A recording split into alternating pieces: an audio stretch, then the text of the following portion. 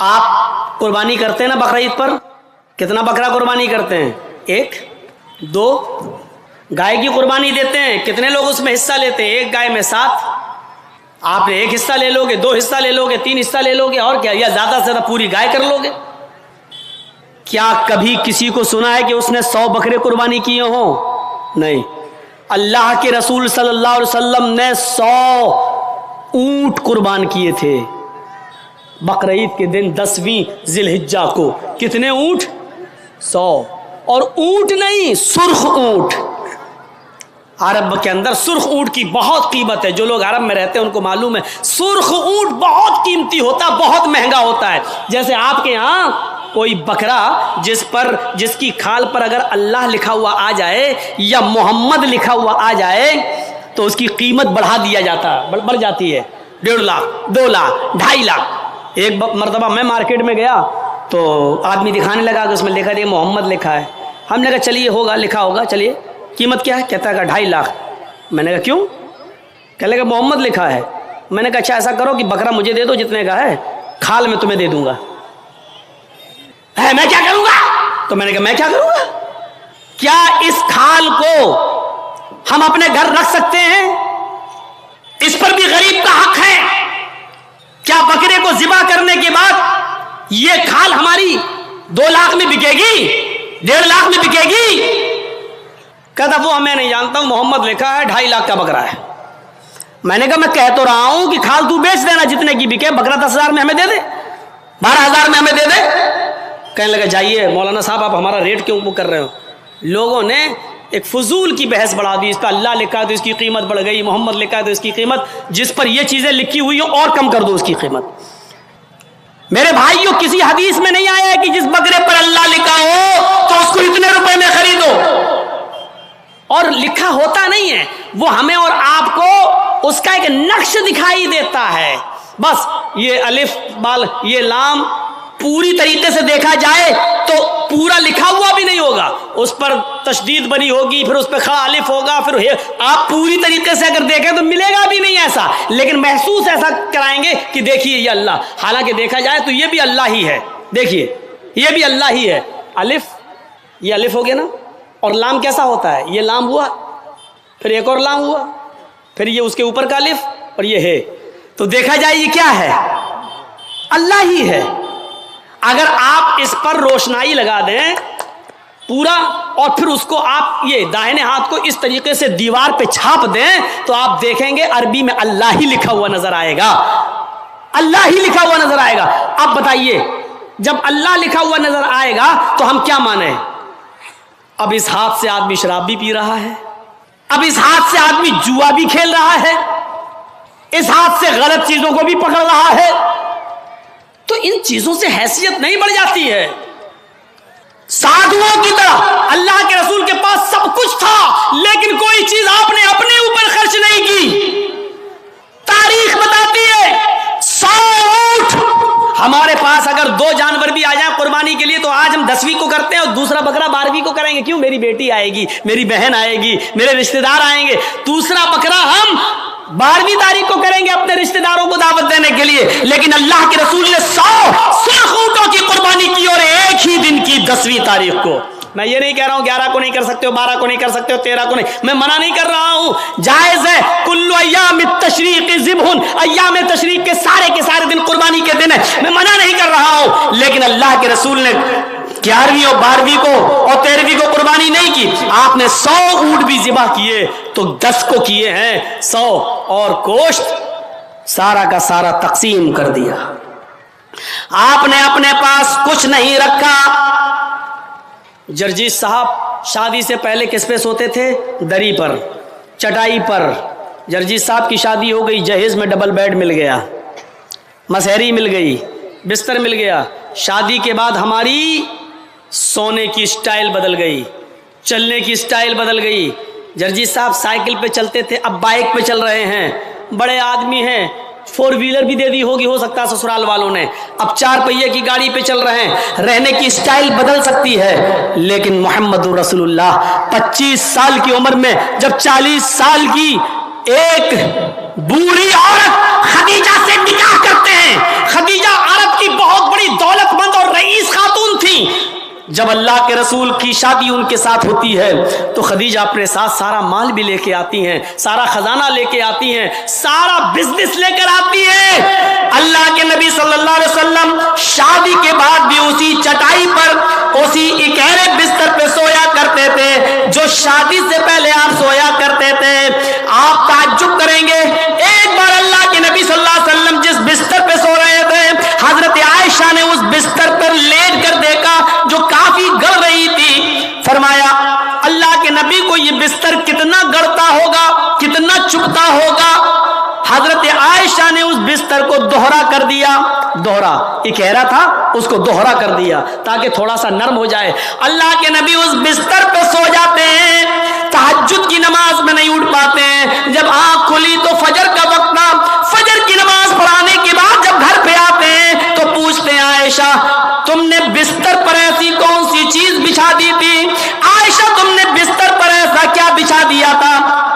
آج مجھے نیند آ گئی اور میں رات میں اللہ کی عبادت نہ کر سکا، تہجد کے اندر اٹھ نہیں سکا۔ فرمایا اے اللہ کے نبی بستر کے نیچے تو میں نے کچھ نہیں بچھایا، وہ بستر جو اکھیرا تھا اس کو میں نے دوہرا کر دیا۔ میں نے لیٹ کر دیکھا، آپ کو کیسے نیند آتی ہوگی، وہ تو کافی چبھ رہا تھا، کافی گڑ رہا تھا، میں نے اس کو دوہرا کر دیا۔ فرمایا عائشہ ایسا مت کرو، جیسا بستر پہلے بچھاتی تھی اسی طرح بچھاؤ، بستر کو اکھیرا رہنے دو، میری پیٹھ پر گڑتا ہے تو گڑنے دو، میری پیٹھ پر چبھتا ہے تو چبھنے دو۔ جب بستر گڑتا تھا چبھتا تھا تو میری آنکھ کھل جاتی تھی اور میں رات میں اٹھ کر تہجد کی نماز پڑھ لیا کرتا تھا، اللہ کو یاد کر لیا کرتا تھا۔ عائشہ آئندہ بستر اسی طرح بچھاؤ، میرے لیے آرام کا ایسا انتظام نہ کرو کہ بستر پر مجھے نیند آ جائے اور پھر میں اس رات میں اٹھ کر اللہ کو یاد نہ کر سکوں، اس رات اٹھ کر میں اللہ کو کا ذکر نہ کر سکوں، تہجد کی نماز نہ پڑھ سکوں۔ عائشہ اللہ تعالیٰ کو رات کی تاریکیوں میں یاد کرنے کا مزہ کچھ اور ہے جب ساری دنیا سو رہی ہوتی ہے اور میری کروٹ، میری کمر نرم گرم بستروں سے الگ ہوتی ہے اور سجدے میں سر ہوتا ہے، تو اس وقت کا مزہ کچھ اور ہوتا ہے کہ ساری دنیا خواب خرگوش میں مست ہے اور اللہ کا ایک بندہ اپنے رب سے عذاب جہنم کی پناہ مانگ رہا ہے، جنت کا سوال کر رہا ہے، رات کی تاریکی میں اپنا سر سجدے میں رکھ کے اس کو مالک اور اپنے آپ کو اللہ کا غلام بنا رہا ہے۔ عائشہ تم نے بستر کو ایسے بچھا دیا کہ اس بستر پر مجھے اتنی نیند آ گئی کہ میں رات کو اٹھ نہیں سکا۔ عائشہ مجھے اتنا آرام نہ دو کہ میں رات میں اٹھ کر اللہ کو یاد نہ کر سکوں۔ رہنے سہنے میں شادی کے بعد بھی کوئی فرق نہیں آیا، یہاں تو شادی کے بعد بستر بدل جاتے ہیں، رہن سہن کی اسٹائل بدل جاتی ہے، رہنے سہنے کا طریقہ بدل جاتا ہے، اس میں پروموشن ہو جاتا ہے، ترقی ہو جاتی ہے۔ لیکن محمد رسول اللہ کی زندگی پہ نظر ڈالو کہ اللہ کے نبی نے شادی سے پہلے جس بستر پہ لیٹتے تھے شادی کے بعد بھی اسی بستر پر، جبکہ خدیجہ کی دولت نبی کے قدموں پہ تھی، لیکن اللہ کے نبی نے خدیجہ کی دولت کو اپنے اوپر استعمال نہیں کیا۔ خدیجہ جو دولت لے کر آئی اس دولت کو بھی اللہ کے رسول نے دین کے کام میں غریبوں اور مسکینوں میں لٹا دیا۔ میرے بھائیوں ہمیں دیکھنا ہے کہ سادھو کون ہے۔ سادھو اس کو کہتے ہیں جس کے پاس سب کچھ ہو، دولت کی کمی نہ ہو، لیکن اس نے اپنے اوپر کوئی چیز خرچ نہ کی ہو، سب غریبوں اور مسکینوں میں لٹا دیا ہو۔ اس تعریف کا صحیح حقدار صرف جناب محمد رسول اللہ صلی اللہ علیہ وسلم ہے۔ آپ کے پاس کس چیز کی کمی تھی؟ لوگ کہتے بہت غریب تھے، یہ تھے، نہیں، اللہ کے رسول سے زیادہ کوئی امیر تھا؟ اللہ نے کہا تھا کہو تو اس پہاڑ کو ہم سونے کا بنا دیں، اور یہ احد پہاڑ جب سونے کا بن جائے تو جہاں آپ چلیں یہ پہاڑ بھی آپ کے ساتھ چلے۔ لیکن اللہ کے نبی نے اللہ تعالیٰ کے اس فرمان کو، اس گزارے اللہ تعالیٰ کے اس حکم کو نافذ ہونے کے بعد منع کر دیا کہ نہیں نہیں اے اللہ مجھے دنیا میں آرام نہیں، سونا نہیں چاہیے، چاندی نہیں چاہیے، بلکہ آپ نے فرمایا اللہم اجعلنی فی حیاتی مسکینا، اے اللہ دنیا میں مجھے جتنے دن زندہ رکھ، مسکین بنا کے زندہ رکھنا۔ اے اللہ جب مجھے موت آئے تو حالت مسکینی میں مجھے موت آئے، اور اے اللہ کل قیامت کے دن جب میں اٹھایا جاؤں تو फकीरों में और मिस्कीनों ही में मैं उठाया जाऊं। ये अल्लाह के रसूल की दुआ थी, जबकि अल्लाह ताला तो ओहद पहाड़ को सोने का बनाने के लिए तैयार था। नबी अकरम जहां चलते पहाड़ आपके साथ साथ चलता, लेकिन अल्लाह के रसूल ने पहाड़ को सोने का बनाने से मना कर दिया और कहा कि मुझे दुनिया के ऐशो आराम नहीं चाहिए। हजरत अब्दुल्ला इब्ने उमर ने बिस्तर पर लेटकर देखा तो कहा अल्लाह के नबी ये क्या है। जब अल्लाह के नबी उस बिस्तर पर सो के उठे तो देखा कि उस निशान पड़ गए। आप किसी खुरदुरी चटाई पर लेटिए, नंगी पीठ, जब आप उठेंगे तो चटाई के निशान आपकी पीठ पर पड़ जाएंगे। अल्लाह के नबी की पीठ पर जब निशान पड़े तो हजरत अब्दुल्ला इब्ने उमर ने जब ये देखा तो चीख पड़े, आए अल्लाह के रसूल, आप तो यहूद और नसारा तो नरम गरम बिस्तर पर सोए और आप जो है ऐसी चटाई पर जिससे आपके निशान पड़ जाएं। नहीं नहीं, आज के बाद आप इस चटाई पर नहीं सोएंगे। आपने कहा फिर लवित्तखज़ना लका वतान, आज हम आपके लिए एक नरम गरम बिस्तर बना देंगे, नरम गरम गद्दे का इंतजाम कर देंगे, आप उसके ऊपर सोना। अल्लाह के नबी सल्लल्लाहु अलैहि वसल्लम ने फरमाया नहीं, आए अब्दुल्ला मेरे लिए नरम गरम बिस्तर का इंतजाम मत करना। माली वलिद दुनिया माना फिद दुनिया इल्ला कराकिबिन इस्तज़ल्ला तहता शजरा थुम्मा राहा।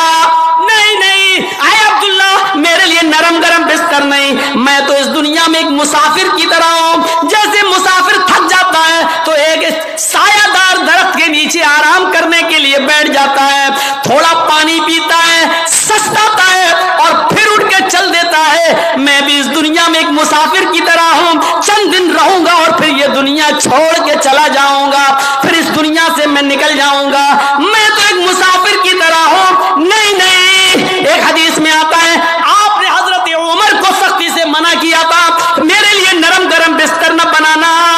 लहुम फिद दुनिया व लना फिल आखिरा, ये नरम गरम बिस्तर इन यहूद और नसारा के लिए दुनिया में है और हमारे लिए आखिरत में है। हमारे लिए आखिरत के अंदर बनाए, आखिरत में है, हमारे लिए दुनिया में नहीं है, हमारे लिए आखिरत के अंदर बनाए गए हैं। इसलिए हमें दुनिया के ऐशो आराम नहीं चाहिए। साधु इसको कहते हैं जिसके पास सब कुछ हो लेकिन उसने गरीबों पर निछावर कर दिया हो, मिस्कीनों पर लुटा दिया हो, अपने पास उसने कुछ ना रखा हो।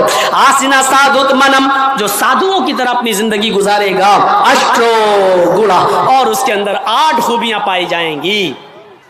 अब 8 खूबियां भी देख लो किसके अंदर थी। अल्पभाषी, वो कम बोलेगा। कम बोलने वाला कौन था? पूरी जिंदगी आप पढ़ जाइए, मोहम्मदुर रसूलुल्लाह सल्लल्लाहु अलैहि वसल्लम से ज्यादा कम बोलने वाली शख्सियत आपको नहीं मिलेगी। जरूरत के वक्त बोलना और उतना बोलना जितनी जरूरत है, उससे ज्यादा नहीं। ये हमारे और आपके यहाँ का माहौल है, कोई ज्यादा बोल रहा है, कोई कम बोल रहा है। अल्लाह के रसूल उतना ही बोला करते थे जितनी जरूरत है। कभी कभी तो ऐसा होता था कि पूरा जवाब भी नहीं देते थे। कम बोलने का हाल ये था कि एक मर्तबा कुछ यहूदी अल्लाह के नबी के पास आए। मुस्लिम शरीफ किताबुस सलाम पढ़िए, चैप्टर। नबी अकरम के घर पे आए, दरवाजे को दस्तक दी, अल्लाह के रसूल ने दरवाज़ा खोला, यहूदियों ने सलाम किया। दर हकीकत वो सलाम नहीं था, बल्कि उस सलाम के अंदर छिपी हुई बद्दुआ थी। उन यहूदियों ने आते ही कहा अस्सलामु अलैकुम या रसूल अल्लाह, अस्सलामु अलैकुम। क्या कहा? अस्सलामु अलैकुम, लेकिन कहा ऐसे, अस्सलामु अलैकुम या रसूल अल्लाह। आए अल्लाह के रसूल, आप पर मौत हो। अस्सलामु अलैकुम नहीं कहा उन्होंने, सलामती हो, बल्कि क्या कहा? अस्सलामु अलैकुम, मौत हो आप पर, बर्बाद हो जाएं आप। तो अल्लाह के रसूल सल्लल्लाहु अलैहि वसल्लम समझ गए, आपने सुन लिया। इन यहूदियों ने अस्सलामु अलैकुम नहीं कहा, बल्कि इन यहूदियों ने क्या कहा? अस्सलामु अलैकुम। तो अल्लाह के रसूल ने इतना कम जवाब दिया, मुख्तसर, चूंकि आप कम बोलते थे, आपने उसका बहुत ही शॉर्ट में जवाब दिया, वालेकुम। यहूदी झिलमिला गए। यहूदियों ने कहा अस्सलामु अलैकुम, मौत हो आप पर। आपने उसके जवाब में सिर्फ इतना कहा, वालेकुम, तुम पर हो, यानी जो तुम मुझ पर भेज रहे हो वो तुम पर हो।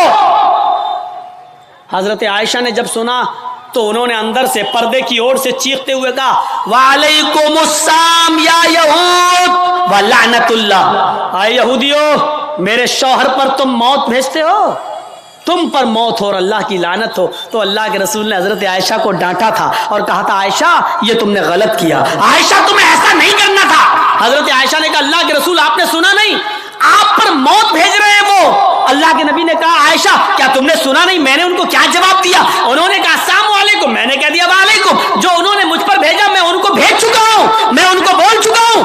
تم نے اپنی طرف سے زیادتی کی ہے، غلط کیا، جاؤ معافی مانگو تم۔ میرے پیارے ساتھیوں تصور کریں آپ اللہ کے نبی کتنا کم بولتے تھے۔ کم بولنے کو اپنی عادت بنائیے، ضرورت کے تحت بولیے، کیونکہ زبان سے ہی اکثر گناہ ہوتے ہیں۔ زیادہ زبان استعمال کرو گے پھسلے گی۔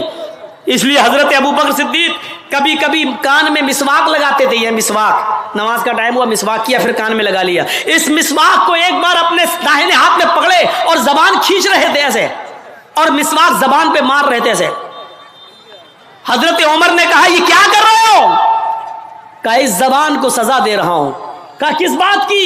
یہی زیادہ بولتی ہے، اس کو اوقات میں رکھ رہا ہوں، اس کو بتا رہا ہوں دیکھ اگر زیادہ بولنے کا کام تو نے کیا تو تیری پٹائی لگے گی اس مسواک سے۔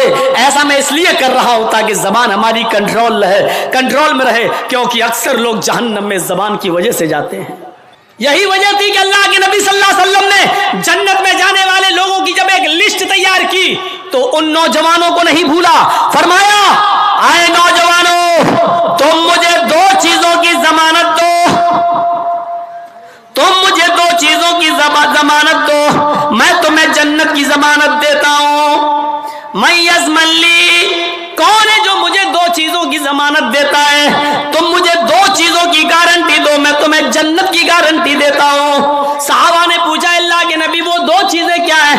آپ نے فرمایا الفم والفرج، ایک منہ، ایک زبان، اور دوسری شرمگاہ یعنی زناکاری۔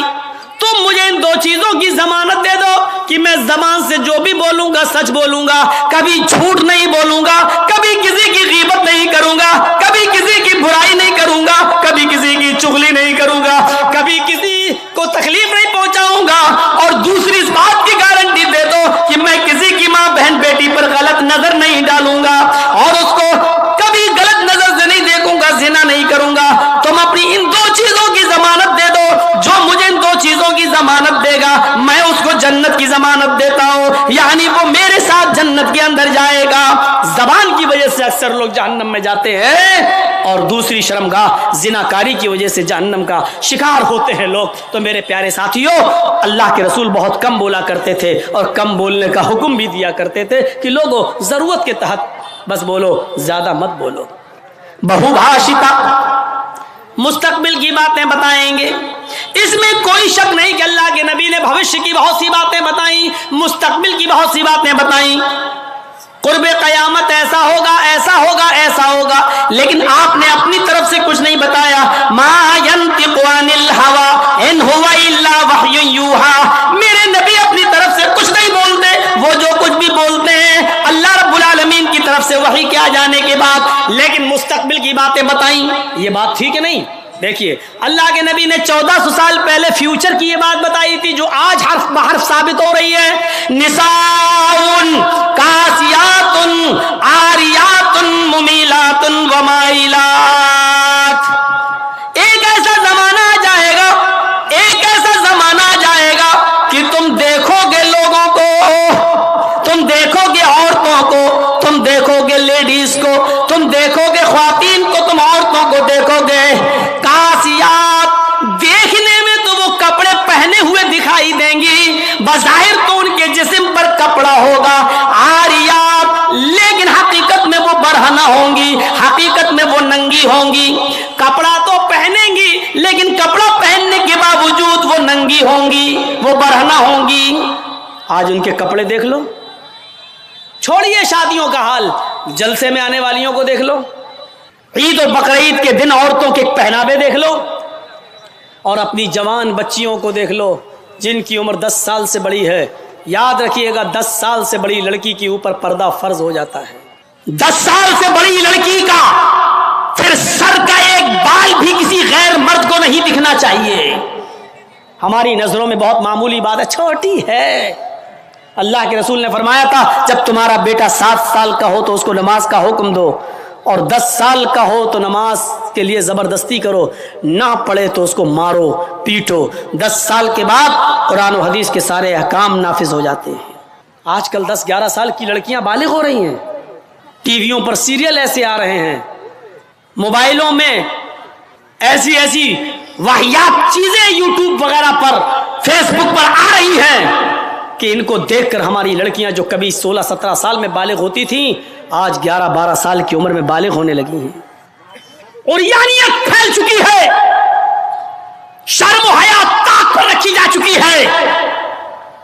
ورنہ تصور کیجئے ایک کپڑا جو جسم سے چپکا ہو، آپ کے پیروں سے چپکا ہوا ہو، اور وہ کپڑا آپ کے گھٹنے اور ران سے ہوتے ہوئے آپ کی کمر تک آئے، جس کو آپ لیگی کہیں، اور اس کے اوپر ایک کرتی پہن لی جائے، اور اس طریقے سے مارکیٹ میں بازار میں شاپنگ کی جائے، ایسی عورت کو آپ کی نظر میں فیشن پرست کہا جا سکتا ہے، لیکن محمد الرسول اللہ کی نظر میں یہ لڑکی، یہ عورت ننگی ہے، ننگی ہے، ننگی ہے۔ یہ کپڑے اے بھیا جس کو جانا ہو جلدی جاؤ یہاں سے، اور جس کو اٹھنا ہو ابھی اٹھ جاؤ، ڈرامہ کر کے رکھ لیا ہے، اور بھی ابھی جس کو جانا ہو چلے جاؤ، ابھی بعد میں نہیں اٹھنے دوں گا، چاہے پیشاب یہی نکل جائے، جائیے ابھی نکل جائیے جس کو جانا ہو۔ عاریات ہماری نظروں میں فیشن پرست ہیں، لیکن اللہ کے رسول نے ایسی عورتوں کو کیا کہا؟ ننگی۔ میں نے نہیں کہا، پوچھو ان علماء سے عاریات کا مطلب کیا ہوتا ہے۔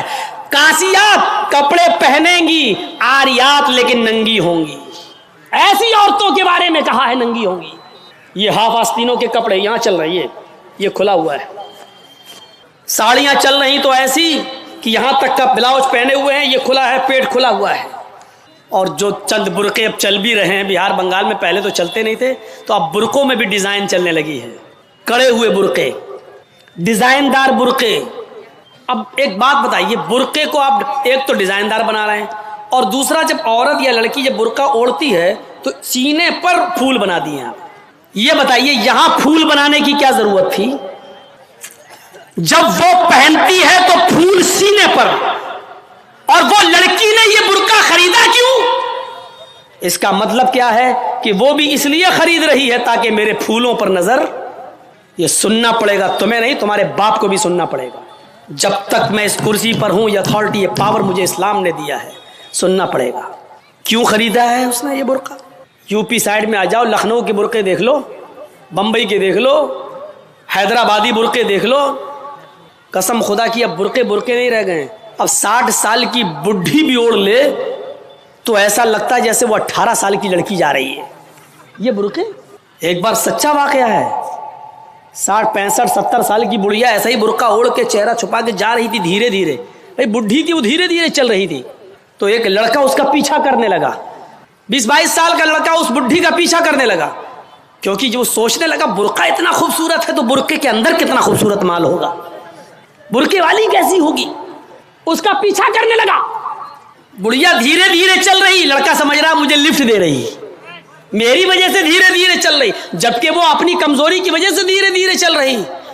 بڑھیا سمجھ گئی کہ لڑکا میرا پیچھا کر رہا ہے، تو تھوڑی دور چلنے کے بعد اس نے اپنا نقاب کھولا اور اپنی تتلاتی زبان میں بولی، بیٹا۔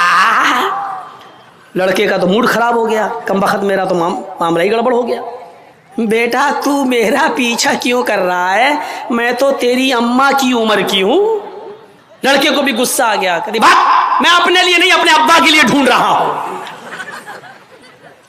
اب 60 65 70 سال کی بوڑھیوں کو ایسے خوبصورت برقعے پہننے کی کیا ضرورت؟ برقعوں کا مقصد جو کبھی تھا پردہ، لیکن آج ان کا مقصد بھی وہ نہیں رہ گیا۔